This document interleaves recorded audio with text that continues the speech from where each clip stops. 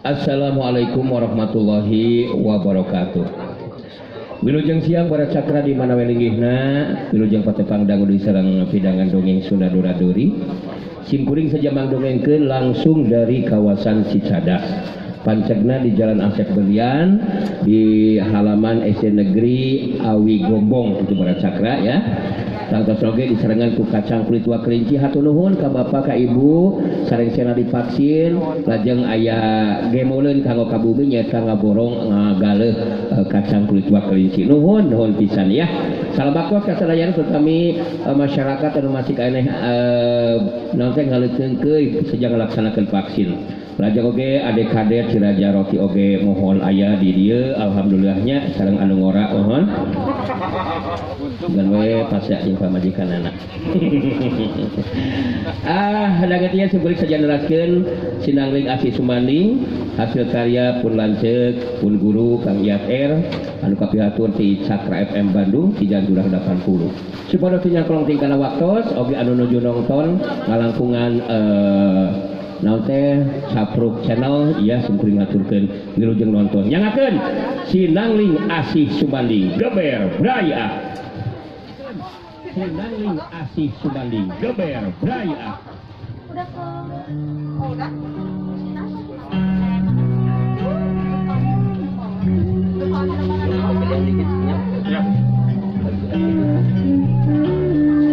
Jarasena si pedang tanpa wujud bisa ngarti anu jadi lawan ngagunakeun kekuatan pamungkasna. Jarasena langsung harita ngagunakeun jurus pedang tanpa wujud. Dina kayaan mancu dina tangtunganana harita curug katuhu Jarasena nu sajajar jeung sirahna harita diputerkeun tina curug katuhu Jarasena anu diputerkeun nimulkeun sora anu ngahiung siut hiung hiung. Sora ngahiungna curug anu diputerkeun ku Jarasena beuki tambah narikan sorakna. Ngimbangan kana sora limbong anu teu beda ti sora keurna singa. Mun seug aya anu sejen anu ngapandungan kana eta karung. Satangah denge dua getaran kekuatan sora antara sora keurna singa jeung ngahiungna curug katuhu Jarasena anu diputerkeun tangtu jago biasa mah bakal langsung totos ke kendang celina. Oh, loboku Jarasena. Teu bisa anika anu rubuh malibong. Jurus pedang tanpa wujud. Hiya! Hiung, hung. Dua getaran sora anu pada ngandung kekuatan tanaga lapisan, lirik upama anu silih lindi. Badan limbong sisinga terbang jeung Jarasena pada tinggeleter. Rada lila oge lumangsungna dua kekuatan getaran sora anu silih lindih teh. Kajadian saterusna limbong sisinga terbang ngagrok kaget sabab sora manehna anu lir upama sora keurna singa teh harita katilih ku sora ngahiungna jurus pedang tanpa wujud. Balukarna harita limbong sisinga terbang ngadalik deuk kadorong mundur ka tukang sakaligus sorana oge eureun. Dari deug limbong si singa terbang harita meh percaya karena kayaan anu karanapan kuderina dina waktu harita. Kekuatan jurus pamungkas singa maruta bisa diungkulan ku kekuatan angin sambaran pedang tanpa wujud anu digunakeun ku Jarasena. Samemeh limbong si singa terbang bisa mancukeun kuda-kudana. Harita Jarasena ngacrera puncak badan ngalayang teu nampak kana lemah. Anu saterusna ngagerakeun curug katuhuna kaluar getaran kekuatan mangrupa angin sambaran anu ngarah kana lebah beuheung limbong si singa terbang. Siut hush pikeun nyingkahan angin sambaran pedang tanpa wujud kapaksa harita limbong si singa terbang rubuhkeun badanna bari terus ngagorentelkeun awakna dina taneuh. Angin sambaran pedang tanpa wujud karena lebah tatangkalan anu saukur atau saukuran jeung cangkeng dewasa. Siut hus kebut kurentel siut buah kebru tatangkalan anu geunang ku angin sambaran pedang tanpa wujud langsung ngakebru roboh jadi dua bagian. Limbong sisinga terbang puguh we kageteun ningali kana eta kajadian. Limbong si singa terbang gancang harita hudang terus mancukeun tangtunganana. Sedengkeun Jarasena geus lapak deui dina lemah. Jarasena jebi bari nyarita kanu anu jadi lawana. Kekuatan jurus pedang tanpa wujud anu digunakeun ku si Jarasena jelas leuwih hebat Limbong. Jadi sanajan maneh ngurasa kabeh kemampuan bisa dipastikan moal mampu dengan kehebatan jurus pedang tanpa wujud baeuy. Limbong si singa terbang jadi rada sabi oge hatena. Sabab jurus pedang tanpa wujud anu digunakeun ku Jarasena kawilang hebat tur ngabayakeun. Tapi Limbong si singa terbang ge mung ari kudu ngakuru masa geus kasoran ereh jajaten mah. Bari ngahegak ngatur napasna harita Limbong si singa terbang terus nyarita. Kau jangan agak sudah merasa menang Jarasena. Macam mana pula kau? Aku masih sanggup melanjutkan pertarungan ini, Pak. Sehebat apapun jurus pedang tanpa wujud yang kau gunakan tak akan mampu merobohkan aku Jarasena. Jadi mana kan percaya karena kehebatan jeung keampuhan jurus pedang tanpa wujud? Kan percaya Limbong? Maneh bener-bener tanyaho si Jarasena. Jadi ke maneh mah hayang bukti bener nanya. Hade mun kitu mah. Tadah yeuh. Hiya. Curelak syung. Kalayang. Dina kayaan badan ngalayang teu napa kana lemah. Harita Jarasena ngagerakeun di curug katuhuna. Angin samberan panarajang pedang tanpa wujud marengan karena setiap gerakan curug Jarasena. Harita Jarasena ngabuktikan kehebatan jurus pedang tanpa wujudna. Angin samberan panarajangna jabatan baju kampret anu dipake ku Limbong si singa terbang. Siut hus brang brang. Baju anu dipake ku Limbong harita jadi salowek. Rarabeng katebak ku angin. Kejadian anu meh teu bisa dipercaya ku Limbong. Sabab baju anu dipake sarowek, sawareh rabeng ka bawah ku angin. Sawareh deui ngalumbuk dina taneuh. Kayaan Limbong si singa terbang awakna harita jadi buligeun teu make baju. Limbong si singa terbang nyabakan awakna anu geus teu make baju. Bari harita nyarita. Jurus macam apa yang kugunakan ini Jarasena? Tidak kau bisa lakukan seperti ini, Bang. Jahat sekali kau Jarasena. Bikin lagu tak pakai baju, Bang. Eta kehebatan jurus pedang tanpa wujudnya Limbong. Tapi henteu saukur cukup ku sakitu. Dina waktu nak balik ka Banjar Bulung, maneh kudu boga tanda geus kalung ijen jajaten jeung si Jarasena. Nyata leungeun maneh anu katuhu kudu dibuntungan Limbong. Ngarah maneh bisa nyaritakeun ka si beuk ireng kumaha kahebatan jurus pedang tanpa wujud.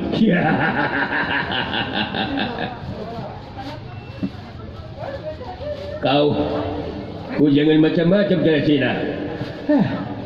Pertarungan ini sudah cukup, tak perlu diteruskan lagi Jarasena. Teu bisa kitu Limbong. Keur si Jarasena moal ngaetak di Ciduh deuleu. Leungeun katuhu maneh memang kudu buntung. Awas rasakeun sa Limbong. Iya. Curewak sulung. Kalayang. Dina kayaan badangan layang teu napa kana lemah, harita Jarasena ngagerakeun curugna deui ngalakukeun panarajangna kanu jadi lawanna. Limbong si singa terbang henteu serikna ti babaranting. Harita nyingkahan angin sameran pedang tanpa wujud. Siut hus kajeng plos, siut hus plos. Menang sababaraha kali mah angin samberang pedang tanpa wujud masih kena bisa disingkahan ku Limbong si singa terbang. Tapi kejadian saterusna kacepetan gerakan Limbong dina nyingkahan panarajang geus teu bisa disingkahan deui ku anu jadi lawan. Lebah pigelang leungeun jeung lebah sukuna atawa sikuna harita kabeunangan ku angin samberan pedang tanpa wujud. Limbong nepikeun ka ngagero tarik sabab lebah pigelang leungeun jeung sukuna atawa jeung sikuna sapat buntung disabat ku angin sambaran pedang tanpa wujud. Lagragan dua bagian potongan leungeun katuhuna limbong sisinga terbang. Syut hus brak prang. Syut brak prang huah. Kejam kali kau. Tangan ku buntung bah. Macam mana gula kau? Tangan ku buntung. Limbong ngagero tarik nahan kanyeri bang kiung kalideug tina leungeun katuhuna anu buntung harita ngaluarkeun getih jarasena sebedang tanpa wujud macuh di datangsunganana bari merhatikeun limbong sisinga terbang anu dadaligegan katuka bari leungeun kencana nyekelan leungeun katuhuna anu buntung sama sikuna harita terus nyarita bari jebi Mane masih kena untung teu bakal dibinasakeun Limbong. Ngaraja ngarah mane bisa balik ke Banjarulung euy. Sakra bebeja kasih buit ireng. Caritakeun kasih buit ireng. Isuk pageto Jarasena sebelang tanpa wujud bakal datang ke Banjarulung. Sakaligus bakal nangtang ijen jajaten sebut ireng. Geus kudu eureun makalangan kitu. Anu geus bongkokan mah. Geus kudu pipiluan urusan udah kajawaan kitu bejakeun. Limbong sisinga terbang sumangir nahan kanyeri di barung jeung ngahegak ngatur napasna naon anu karanapan ku deulina dina waktu harita bener-bener di luar dugaan malah asa dina alam pangimpian sabab mahna lain baik katitih pangarti eleh jajaten tapi leungeun katuhuna oge jadi cacad di buntungan semet sikuna ku Jarasena si pedang tanpa wujud. Kejam kali kau Jarasena bikin tanganku menjadi cacat seperti ini bang. Sakit kali tanganku ini. Sekalian saja sekarang aku bikin bagus saja Jarasena. Mau lihat binasa mah kita saja oke mana guys jadi bangke Limbong ngan mana ayeuna saha nu bebeja kasebut ireng sada ningali karena tanda mata leungeun katuh maneh heuy anu buntung.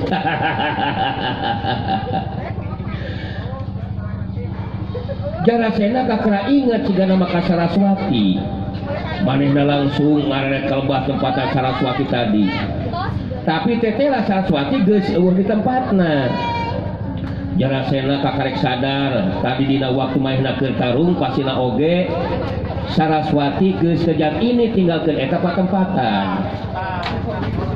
Kitu ceuk pamikiran Jarasena dina waktu harita. Jarasena si pedang tanpa wujud nageuna ngomong sorangan. Si Saraswati geus ini ti tadi sigana mah. Manehna geus mangpaatkeun kaayaan dina mangsana aing keur tarung. Maehna terus ngajar. Edan aing ge poho jeung pelebug deui sakudu lama samemeh tarung ayeuna si Limbong si goblok eta ku aing Saraswati teh dilumpukeun heula. Aduh geus teh jadi deui we ieu mah nyungsi deui nyorang pada si Saraswati teh harap salah tapi masih kena aya waktu jeung kesempatan anu sejen ayeuna mah aing meulingkeun lampa ka sumurga palamping. Jarasena si pedang tanpa wujud bari merhatikeun Limbong sisinga terbang anu keur nyandangan kanyeri. Harita Jarasena terus carita. Leuwih hade maneh balik we nama ka Banjarulung Limbong. Dagon we kitu kasih ireng. Dina waktu anu moal lila deui Jarasena si pedang tanpa wujud bakal datang ka Banjarulung kitu. Nyata napikeun nangkang tarung. Si Jarasena rek neluskeun lampahan nama. Hira! Curelak, culung. Jarasena si pedang tanpa wujud curelak tinggalkeun eta patempatan. Limbong sisinga terbang dina kayaan bari jeung ngarasakeun kanyeri. Nyandangan tatu leungeun katuhuna buntung. Harita terus ini trek pulang ka Banjarulung. Caturkeun dina waktu harita di tempat sejen. Teu jauh ti sumur legok panamping. Harita Sirawin jeung Aceng japrut keur dariuk di hadapeun tatangkalan sarta sarila pahareup-hareup. Sirawing anu harita keur cumarita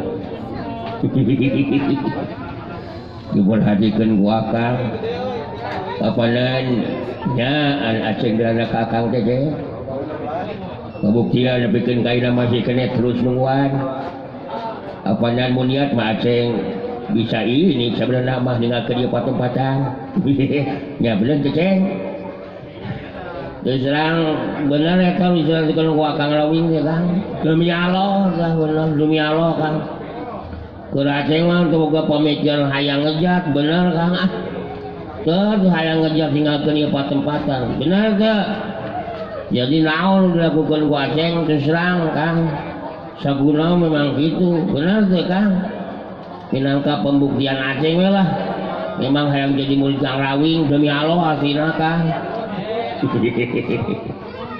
apanan cek Kang geng dan hal eta mah yang tu bakal jadi pemikiran terakang ceng tapi apanan akang oge masih kena acan beres ye mungkin diri di guha panampi anu maca akang oge apanan can waka bisa nangkukeun ceng nepikeun ka iraha aya di dieu anu jelas masih butuh kena waktu gitu ceng ya terus serang geura ceng mah teu jadi masalah kang lah terjadi masalah sampai ke ira oge kang nyaan demi Allah aceng mah kang lain basa-basi kang di baturan ditungguin lah ku aceng mah bener teu tapi itu serang aceng penasaran sebenarnya mah kang penasaran kumaha gitu ceng ya penasaran kang pangna Kang Rawing numpi diri di guha Palambing teh pasti boga tujuan anu esu bener teu kang aju kubuh we boga tujuan mah ceng kapanan rek naon ngahajan datang ka dieu ari teu boga tujuan mah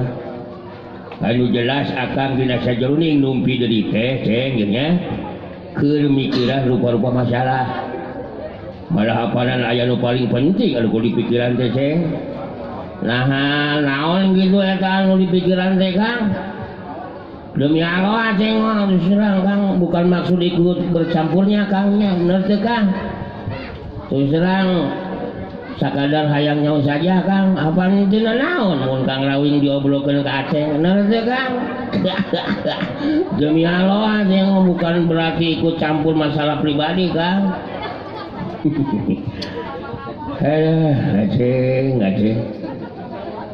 anu penting kudu dipikiran ku akang mah apanan ngeunaan liangan cara pikeun ngimbangan kekuatan ilmuna kidut ireng teh apanan ku akang geus kasawang ye isuk jaga ning pageto akhir bari ning supagi mah akang tang tu bakal adu hareupan jeung kidut ireng apanan ayeuna eta kidut ireng teh boga ilmu anu hebat ilmu muara braja teh itu nanti apa nak lihat kang mah di golongan putih di buyut ireng mah golongan hitam ceng terus serang acengnya kungsi mendengar ngeunaan haeta mah kang aslina terus serang maut beja mah kekuatan ilmu di buyut ireng teh bisa menyedot kekuatan lawan ya kangnya terus serang eta ilmu teh memang hebat oge nya kangnya bener teh kang tapi demi Allah lah ceng mah berkeyakinan lah kang aslina tah Kang Rawing bakal memampu lah ngimbangan kekuatan ilmunya kibut ireng bener teh kang apanan cek akang oge masih kene keur dipikirkeun ngeunaan hal eta mah ceng anu mata kakang moal waka bisa ini ti dieu mun acan manggihan cara pikeun ngimbangan kekuatan ilmu muara beraja anu dipiboga ku kibut ireng ceng anu maca keur akang mah bebas teh bisi aceng geus teu betah jeung kasaluan akang mah keur we teu dibatuan oge apa nanti naon keur akang mah ceng jangan begitu Kang Rawing terus terang aceng kan sabola kali nyarita ge demi Allah aceng mah teu pernah berubah tetap konsisten aceng mah bakal nemenin Kang Rawing lah saupamana nepikeun ka kudu sailana ngabaturan jeung lungguhan Kang Rawing di dieu demi Allah siap tina naon keur aceng mah Kang terus serang aslina aceng mah tah apalanya syukur we aceng masih kena boga tekad anu pageuh seperti kitu mah ceng Jadi sakedeung digi apanan akang mah kudu balik di ka gua panamping ieu ceng. Mancang tuwe segala pagi bakal aya akhirna ceng. Apanan akang teh boga kulawarga buat pemohalan mun kudu nepikeun ka sayana aya di dieu ceng. Malah rasa di anak akang apa saya ieu dititipkeun ka dulur akang si Jari Sakti. Di baturan diasuh ku Bah Madun jeung Cenur. Apanan geus dina waktuna akang kudu rimungkul jeung kulawarga ceng. Ya dimengerti ku aceng oge Kang, demi Allah masa eta mah Kang. Aceng mah merasa reueus dan bagja bisa dekat berbarengan dengan Kang Rawing ah. Terus terang suatu kebahagiaan buat Aceng mah bener teh Kang. Aslina Kang gak terus terang Kang. Malah suatu kebahagiaan anu tidak ternilai Kang. Nyaan aslina demi Allah. Aceng mah aslina Kang. Nah, percaya akang ke Aceh. Dah ayeuna mah akang rek neruskeun deui numpi diri di Guha Panamping. Wayahna ku akang ditinggalkeun heula ieu teh. Engke mun aya waktu tur sase akang bakal ngilang heula. Nya nya. Curela. Ngan sakolepat kirim si Rawing geus tinggalkeun tempatna. Rek neruskeun di numpi diri di Guha Sumulego Panamping. Seperti biasa si Rawing sanggeusna aya di jero Guha Panamping, harita muru deui ka Lebah Batu Kumala Putih anu sok dipake kagoler. Anu tantuna oge lain kagoler teu pugu. Tapi bari nunggalkeun sarta nyerapkeun kakuatan anu aya dina eta batu. Nyaeta Batu Kumala Putih. Nyata mangrupa cara pikeun leuwih ngaloncakeun kakuatan tanaga lapisan. Sameme ngagoler harita si Rawing diuk heula dina Batu Kumala Putih. Bercari terus kapi beungeut Rasanti anu aya di lembur dusun Panembong. Si Rawing ge terus inget ka si Jari Sakti anu dititipan anakna. Si Rawing ngomong sorangan dina jero hatena. Ampura Ki Adi. Akang can waka bisa mulang ka dusun Panembong. Wayah nawe katitipan Rasanti anak akang. Malah akang buat jadi asa boga dosa waktu akang nolak karena pangajak Ki Adi pikeun rebuk jukung sauyunan dina beungkeutan paguyuban. Anu maksud jeung tujuan adalah nyata pikeun morangan tindak laku kajahatan. Rumasa nepikeun ka ayeuna akang teh masih kene tacan pan teh hate teh. Ngeunaan nasib sikeuling anak akang. Sabab geus disungsi ku batin mah. Eta nu jadi anak ya sigana masih aya kene di kieu Nabi Adi. Sok sanajan bener ari kuburanna mah wakang kungsi katingali. Tapi da akang ge moarek salirana aya di. Jadi wayahna we mun akang masih acan waka bisa ngabantu naon-naon. Si Rawing terus kabayangkeun rupa-rupa pangalaman anu geus disorang dina waktu anu katukang. Bisa karasa jeung katarima ku si Rawing oge perhatian jeung kanya si Jari Sakti ka dirina sakulawarga. Sedengkeun si Jari Sakti anu keur dibayangkeunana harita keur upaya sedekah pola sakan bisa ngojai ka sisi walungan dina mangsana kabawa pali. Akhirna mah upaya si Jari Sakti aya hasilna. Bisa tepi ka sisi walungan anu saterusna hanjak ka darat. Waktu si Jari Sakti hanjak ka darat teh kayaan memang geus waci peuting. Mun sekayaan panon henteu kalatih ningali tempat anu poek mah mata ngatog dina waktuna lempang kalahan toboheun sisi walungan. Karep hate mah si Jari Sakti ngarepkeun bisa manggihan kelemuran. Tapi cukup lila lempang masih kene tacan manggihan lembur. Harita si Jari Sakti jadi katarik perhatianana dina jarak anu masih kene anggang di antara belebegna peuting ningali aya anu semut caang ku cahaya obor. Si Jari Sakti terus muru ka lebah eta tempat. Barang geus deukeut tetela di buruan imah panggung leutik teh aya obor.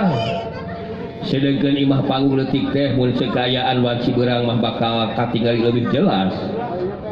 hatupna oge tina eurih bilikna oge geus loba anu bolong si Dai Sakti saterusna ujuk salam sabab buka segetan pangdengena bisa ngarti di jero eta imah teh aya pangeusina tetela pangeussi eta imah pauleutik teh nini anu saterusna ngabagyakeun sarta ngaku si Dai Sakti diajakan asup ka jero imah sanggeusna aya di jero imah dicaangan ku Damar harita bisa katingali kalawan jelas nini minangka anu cicing nita imah leuwih ti heula si Dai Sakti ngawanohkeun diri kitu deui si nini harita sarua ngawanohkeun diri lelahna teh nini Gina Harmis bari neukeut antep ka si Dai Sakti anu diuk sila di hareupeunana harita nini Haris nyarita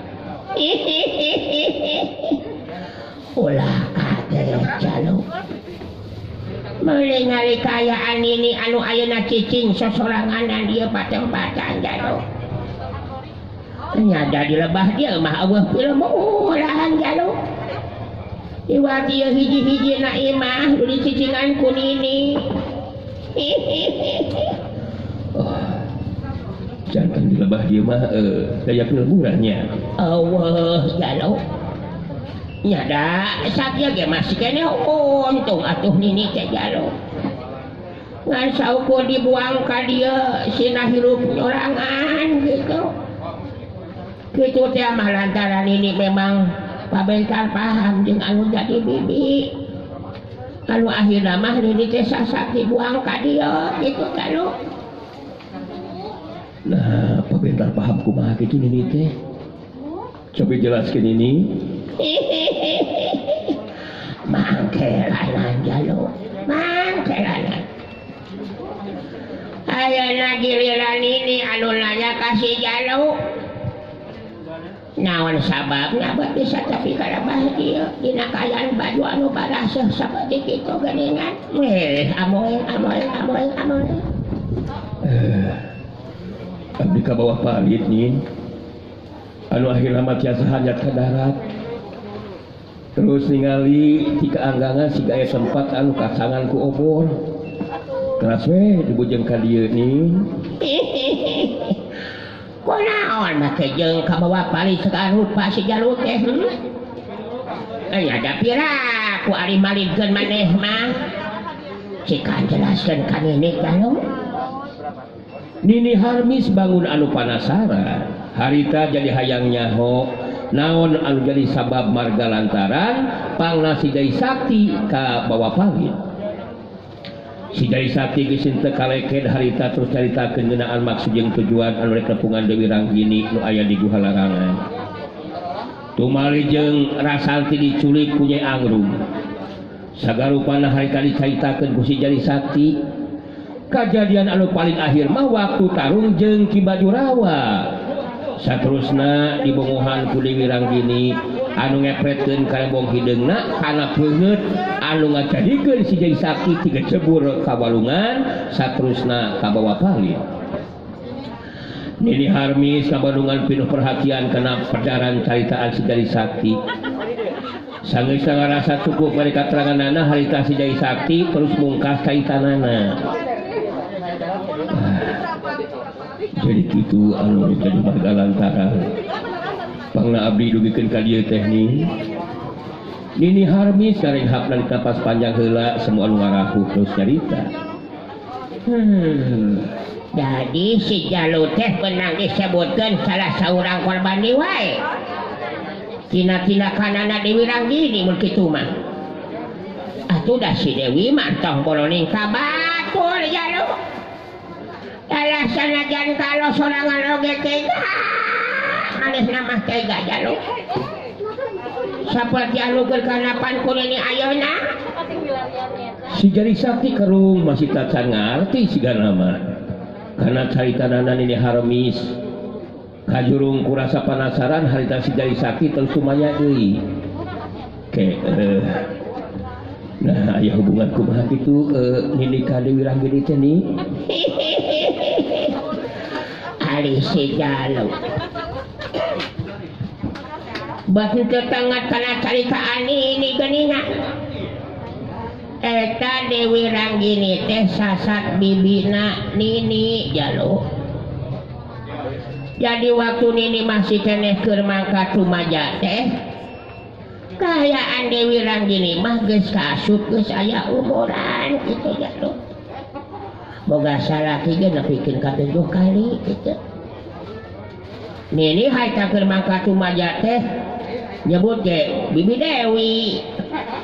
Ngantang tuwe keur anu henteu apal kana jujutana mah bakal kaget jeung moal percaya jalo. Sabab kaayaan ini mah minangka alona Dewi Ranggini geus saperti kieu kaayaanana. Sedengkeun Dewi Ranggini anu jadi bibi mah masih keneh tetep geulis berarti waloja we da puguh boga ilmu alom jaya atuh jalo. Oh. Jadi kitu ngeunaan kaayaan Dewi Ranggini teh nya. Mun ngetang kana umur mah eta Dewi Ranggini teh umurna tos laku ki 100 tahun nyaninya. Benar kitu jalo. Ngancep Nini oge kaayaan eta nu jadi bibi teh tikeun waloja keneh oge jalunya. Ceuk jenata indung Nini nya lanceukna Dewi Ranggini. Hanu matak tepikeun ka ngalaman 7 kali boga salaki kaayaan nu awet oge jalo. Lantaran rasa puli karena ilmu lain saukur ilmu silat kudu diulik teh tapi ilmu anu sajena anu aya hubungan jeung kagayuban kawan tuh kajem-jem talangas tidak kanana teh jalo. Apaan 7 kali boga salaki teh satiap boga salaki ge ukur sabulan 2 bulan pernah ka tukang kibot si Ope menang 2 bulan eta. Jadi na waktu pas bulan purnama mah anu jadi salaki teh dibinasa ku Dewi Ranggini kitu tah jalo. Jadi kuntilak lakuna anu jahat seperti kitu anu ngajadikeun ini papintar paham jeung manehna. Ay.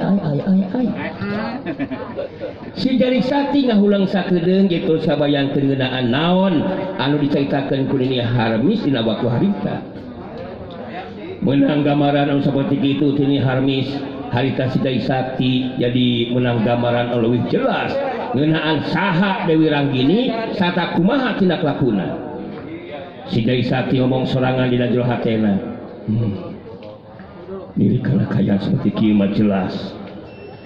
Lain lawang enteng mun nepikeun ka adu hareup pagawean Dewi Ranggini teh.